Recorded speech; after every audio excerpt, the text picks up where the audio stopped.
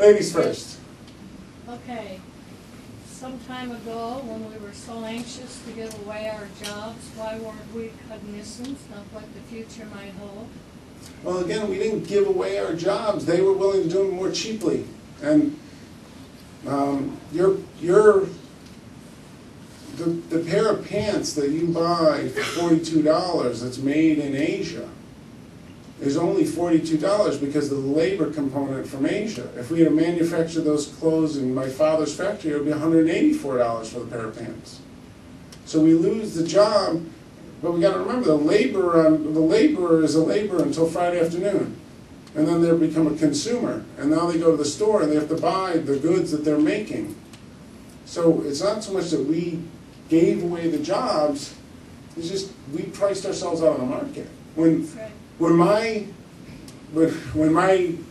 you look back at the 1940s, 1950s, the seamstresses that employed the factories that my father and grandfather ran, they often would live in a walk-up where there would be 4 or 5 women on a hall with a bathroom at the end of the hall, and they had a hot plate, and they took the bus to work, and it was a standard of living that was rather modest, but they were paying their way, and that was their life.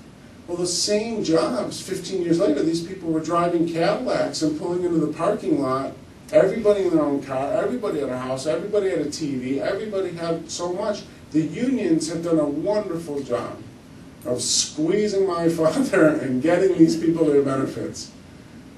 But what was the final result? The final result is you've got, we can't afford to have $100,000 a year dishwashers. I mean, it would be great. I'd love to pay my dishwasher $100,000 a year. Problem is that I can't.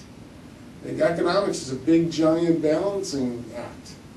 And I just want to make sure that when I talk about Asia and the jobs we've lost and why we lost them, I don't want to misrepresent that. It was good that they did those jobs. Our inflation stayed down. The price of many things hasn't gone up. I know my laptop computer, when I went to business school, I bought the fastest computer in the world that I could buy. This was 1988. It was made by IBM. It had a modem. The modem was 1,200 baud. For those of you, some of you are laughing, right? Because 1,200, this modem is 112,000 baud. My computer back then cost $5,000. My computer now costs $1,000. I have more computing power than the Apollo mission. I have more computing power on my iPhone than the Apollo mission. And there's an app for that. So, you really want to understand, it's not, they took our jobs. They didn't take our jobs. We didn't want to do the job at that price. I'll sew dresses. Sure, pay me $1 million. So I'll shovel manure for $1 million. Well, we can't afford to do it that way.